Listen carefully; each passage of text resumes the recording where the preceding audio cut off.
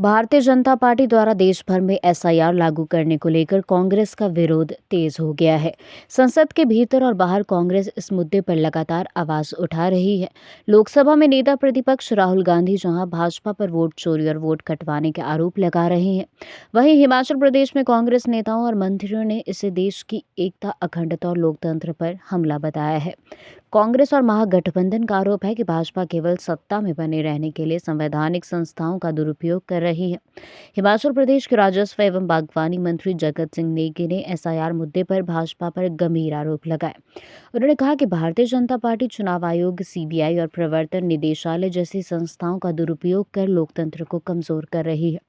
नेगी ने आरोप लगाया कि पश्चिम बंगाल में तृणमूल कांग्रेस से जुड़े दस्तावेजों को जब्त करने जैसी घटनाएं लोकतांत्रिक व्यवस्था पर सवाल खड़े करती है। उन्होंने कहा कि भाजपा की नीतियों से यह साफ होता है कि देश को तानाशाही की ओर धकेला जा रहा है। नेगी ने यह भी कहा कि जंतर मंतर जैसे लोकतांत्रिक विरोध स्थलों पर भी आंदोलन करने के अधिकार को सीमित किया जा रहा है, जो अभिव्यक्ति की स्वतंत्रता पर सीधा हमला है।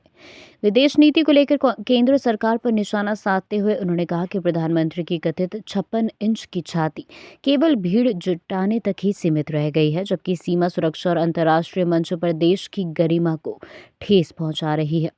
उन्होंने अमेरिका के पूर्व राष्ट्रपति डोनाल्ड ट्रंप के बयानों पर हवाला देते हुए केंद्र सरकार की चुप्पी पर भी सवाल उठाए। उन्होंने कहा कि भाजपा सत्ता में बने रहने के लिए लोकतांत्रिक संस्थाओं का दुरुपयोग कर रही है। देश के एकता, अखंडता और संविधान को कमजोर किया जा रहा है। आज देश की गरिमा पर रोज सवाल उठ रहे हैं, लेकिन केंद्र सरकार जवाब देने से बच रही है। एसआईआर के साथ ईडी, सीबीआई, तो इसी से आपको लगता है कि क्या गोलमाल हो रहा है।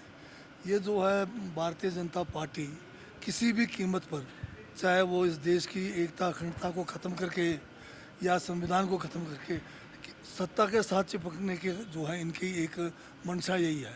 अब जिस तरह से बंगाल के अंदर एक जो है वहाँ की पार्टी विशेष तृणमूल कांग्रेस जो है, उनके जो है डॉक्यूमेंट्स उसको जो है वहाँ से गायब करने कर अपने कब्ज़े में लेकर उसका मुफाद उठाना चाहती है, तो बहुत बड़ा गलत काम हो रहा है।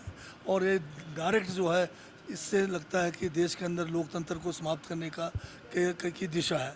मैं जो है ममता बनर्जी मुख्यमंत्री वहाँ बंगाल की, मैं कहूँगा कि वो शेरनी है जिन्होंने दम दिखाया कि ईडी जो गलत करने जा रही थी उसको जो है उन्होंने रोका है। आप जानते हैं कि देश के अंदर जंतर मंतर एक ऐसा स्थान था जहाँ कोई भी जाकर अपनी बात कहने के लिए छूट थी, परंतु जब से भाजपा की सरकार आई है आप जंतर मंतर पे भी जाके अपनी बात नहीं रख सकते।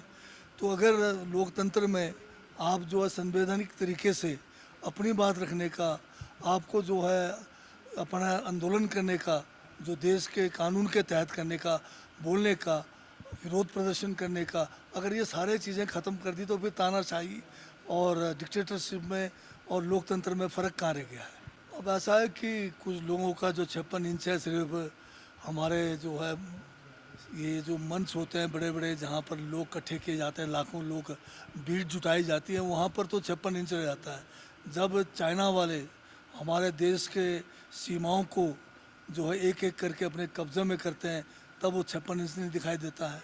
और जब जो है ट्रंप एक बार नहीं अनेकों बार हमारे देश के प्रधानमंत्री का अपमान करते हैं, वो कहते हैं कि ये मेरे से पूछ रहे थे कि मैं आऊँ कि नहीं आऊँ, ये कहते हैं कि मैंने सीज़ फायर कराया, ये ऐसे ऐसे कई इन्होंने जो है उदाहरण हर दूसरे दिन देते हैं कि अगर आप जो है रशिया से अगर तेल लेना बंद नहीं करोगे 500% का तारीफ लगा दूंगा, ऐसी तैसी कर दूंगा। तो ये 56 इंच वाले कहाँ चले गए, ये अंधभक्त लोग कहाँ चले गए। देश का हर दिन अपमान किया जाता है, देश की गरिमा को जो है ठेस पहुँचाई जाती है, तब ये जो है राष्ट्र की बात नहीं करते, तब ये जो है यहाँ पर जो है विश्व गुरु की बात नहीं करते। तो ये तो एक है बीजेपी के जो है चल चरित्र, ये दो किस्म के चरित्र वाले लोग हैं। तो बीजेपी राज में फॉरेन पॉलिसी रही कहाँ, फॉरेन मिनिस्टर का तो नाम ही नहीं सुनते। फॉरेन मिनिस्टर के जगह पे तो जो है हमारे प्रधानमंत्री जी ने ले रखा उनका दायित्व। पता नहीं वो फॉरेन में जाकर छोटे छोटे देशों में बड़े बड़े तमके लेके आते हैं, बड़े देशों से धमकी सुन के आते हैं, फिर रह क्या गया देश का इज्जत।